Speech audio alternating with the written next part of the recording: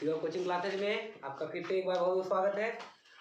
अभी तक हम लोगों ने ग्रामर में बेसिक जितना भी पढ़ा, जैसे लैंग्वेज क्या होता है, लैंग्वेज किससे मिलके बनता है या फिर कहाँ से शुरुआत होती है इसकी, किसी भी लैंग्वेज को कैसे हम जानेंगे, लेटर क्या होता है, वर्ड क्या होता है, सेंटेंस क्या होता है, हमने वो सब कुछ सीखा।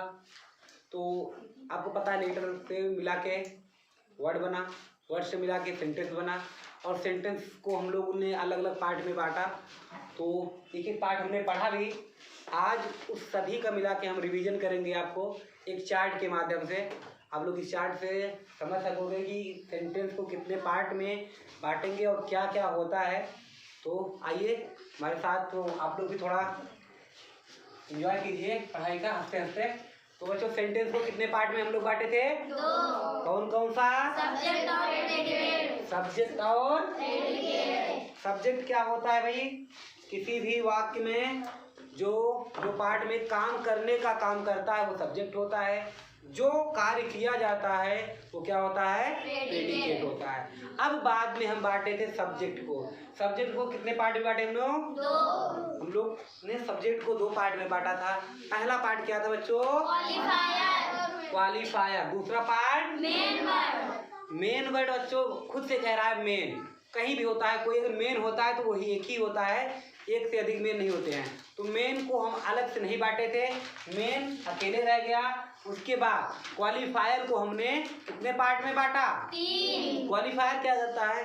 मेन वर्ड के पहले या फिर बाद में आके उसकी मेन वर्ड की विशेषता या उसके बारे में कुछ जोड़ता है, बताता है। तो क्वालिफायर को हम लोगों ने 3 पार्ट में बांटा था। पहला था हमारा क्या? डिटरमिनर। दूसरा एडजेक्टिव। तीसरा एडजेक्टिव। डिटरमिनर क्या करता है बच्चों?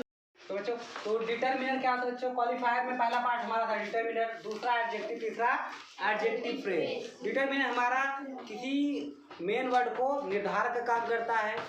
एडजेक्टिव मेन वर्ड से पहले आके मेन वर्ड के बारे में कुछ विशेषता बताता है, उसकी क्वालिफिकेशन या फिर क्या क्वालिटी है उसके बारे में बताता है।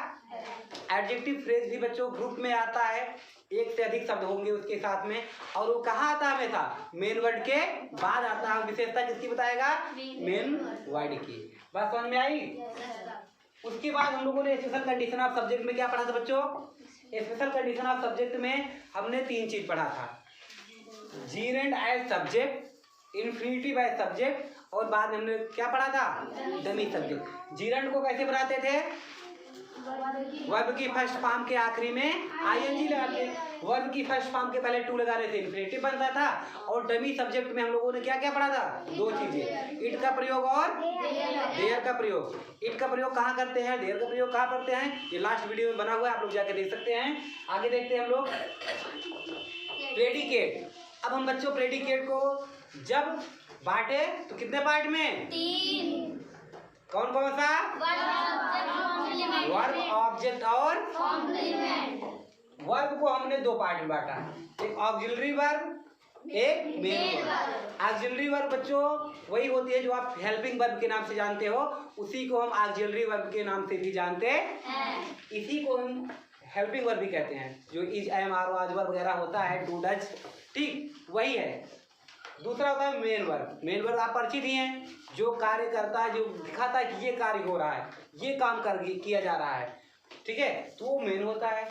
और मेन वर्ब इसमें 2 प्रकार की होती है बच्चों, एक ट्रांजिटिव और दूसरी इंट्रांजिटिव। ट्रांजिटिव वर्ब का काम क्या होता है और इंट्रांजिटिव का काम क्या होता है? दोनों का काम होता है कि हमारे सेंटेंस के अर्थ को पूरा करे, लेकिन एक में कर्म आता है यानी ऑब्जेक्ट आता है, एक में ऑब्जेक्ट नहीं आता है। एक का अर्थ ऐसे होता है बिना ऑब्जेक्ट के पूरा हो जाता है, दूसरा का अर्थ ऐसे होता है बिना ऑब्जेक्ट के पूरा नहीं होता। जब हमारा वर्ब ऑब्जेक्ट ले ले तो क्या कहलाएगा? ट्रांजिटिव। और जब वही वर्ब ऑब्जेक्ट ना ले तो क्या कहलाएगी? इंट्रांजिटिव। बात समझ में आई? ऑब्जेक्ट को कितने पार्ट में बांटा हम लोग बच्चों ने? 2। ठीक है। ऑब्जेक्ट एक इनडायरेक्ट था, दूसरा डायरेक्ट था। इनडायरेक्ट मतलब सजीव और ऑब्जेक्ट मतलब डायरेक्ट और इनडायरेक्ट। इनडायरेक्ट मतलब सजीव था और डायरेक्ट मतलब निर्जीव था। तो इसके बाद भी हम लोगों ने कुछ सीखा था इसमें ऑब्जेक्ट के यूज में। डायरेक्ट कैसे आता है, इनडायरेक्ट कैसे आता है। डायरेक्ट हमेशा बाद में आता है, इनडायरेक्ट पहले आता है। सजीव पहले आता है और निर्जीव बाद में आता है। लेकिन उसका सीक्वेंस हम चेंज कर सकते थे और सीक्वेंस चेंज करना हमने सीखा भी था। अगर आप उसका सीक्वेंस चेंज करेंगे, यानी कि डायरेक्ट को पहले और इनडायरेक्ट को बाद में करते हैं, तो उसके पहले हम क्या लगाते थे, 2 या फिर 5।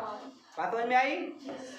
फिर बच्चों हमने सीखा कॉम्प्लीमेंट। कॉम्प्लीमेंट क्या होता है, पूरक। पूरक किसी भी सेंटेंस के अर्थ को जो पूरा करता था वो क्या होता था, पूरक होता था।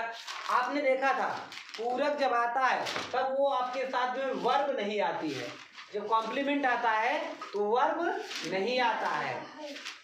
क्या आता है, कॉम्प्लीमेंट। कॉम्प्लीमेंट कितने प्रकार से थे बच्चों, 2। एक सब्जेक्टिव। सब्जेक्टिव मतलब जो सब्जेक्ट के बारे में कुछ बताता था वो सब्जेक्टिव था। जब कॉम्प्लीमेंट आता था और किसके बारे में बताता था आपको, सब्जेक्ट के बारे में, उसे हम सब्जेक्टिव कहते थे। और जब कॉम्प्लीमेंट आता था ऑब्जेक्ट के बारे में बताता था उसे हम ऑब्जेक्टिव कहते थे। सब्जेक्टिव के लिए क्या था, is, am, are, was, verb के बाद हमेशा वर्ब के क्या लगाते हैं, वर्ब की फर्स्ट फॉर्म नहीं बेटा, सब्जेक्टिव के। जो हमारा कॉम्प्लीमेंट आता था किस केस में होता था, सब्जेक्टिव के। इसमें वर्ब कहाँ आएगा, जब is, am, are, was, verb के बाद अगर वर्ब आ जाएगा तो कॉम्प्लीमेंट थोड़ी ना बनेगा, तो मेन वर्ब हो गया। जब कॉम्प्लीमेंट आता था is, am, are, was, verb के बाद तो हमेशा किस केस में आता था, सब्जेक्टिव केस में आता था। और जब ऑब्जेक्टिव केस में आता था तो क्या करते थे, उसमें वर्ब भी होती थी, मेन वर्ब भी होती थी और वहां पे ऑब्जेक्ट के ऊपर प्रभाव दिखाता था, इसलिए इसको हम ऑब्जेक्टिव कॉम्प्लीमेंट बोले। बात समझ में आई। फिर कॉम्प्लीमेंट भी बच्चों हमने 2 प्रकार से सीखा कि जीरेंड एज कॉम्प्लीमेंट। जीरेंड का प्रयोग हम कॉम्प्लीमेंट के रूप में कैसे करते हैं और इंफिनिटिव का प्रयोग कैसे कॉम्प्लीमेंट के रूप में करते हैं, इतनी बातें हमने सीखी थी। ये सब क्या था, पूरा एक सेंटेंस का क्या था, ये काइंड सा, सॉरी पार्ट था, नॉट काइंड। अभी हम लोग जो सीखेंगे उसे क्या कहेंगे, काइंड। अगर सेंटेंस के काइंड देखोगे बच्चों तो कितने प्रकार का होगा, 5। किसी भी सेंटेंस को हम कितने पार्ट में बांटेंगे, 5। कितने पार्ट में, कौन कौन सा। अब यहाँ पे हम आपको काइंड्स ऑफ सेंटेंस लिख देते हैं, काइंड्स ऑफ सेंटेंस। पहला कौन होगा बच्चों, असर्टिव, असर्टिव सेंटेंस, ठीक है। दूसरा इंट्रोगेटिव, इंट्रोगेटिव।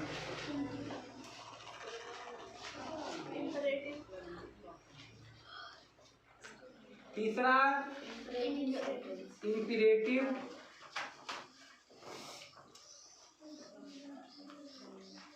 चौथा होता है एक्सक्लामेटरी, एक्सक्लामेटोरी। और 5वां ऑब्जेक्टिव।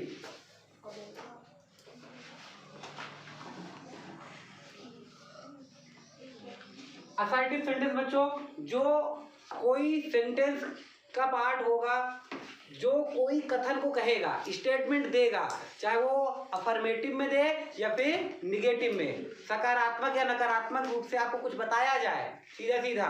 जैसे मैं कल आया था, मैं कल नहीं आया था, ये कैसे सेंटेंस में जाएगा आपका, असर्टिव में। जब आपसे क्वेश्चन कर दिया जाए, क्या तुम कल आए थे, तुम कल क्यों नहीं आए थे, आपसे प्रश्न पूछा जाए तो क्या हो जाएगा, ये इंट्रोगेटिव हो जाएगा। और इंपरेटिव में आपको जब कभी भी सेंटेंस से ऐसा लगे कि वो आपको क्या दे रहा है, सुझाव दे रहा है या फिर आदेश दे रहा है या फिर रिक्वेस्ट कर रहा है, अनुरोध कर रहा है, तो ऐसे में वो सेंटेंस कैसा कहलाएगा, इंपरेटिव सेंटेंस। और इंपरेटिव सेंटेंस में सब्जेक्ट नहीं आता है, ऑलवेज यू अंडरस्टूड होता है और इसकी शुरुआत वर्ब की फर्स्ट फॉर्म से होती है। एक्सक्लामेटरी सेंटेंस बच्चों, आपको कभी अचानक आश्चर्य हो जाए या किसी चीज को देख के आपको आपका मन हिचक जाए ठीक है। या फिर किसी को शाबाशी दो, कहीं जीत जाओ, कोई मैच जीत जाओ तो आप अचानक से शोर करते हो।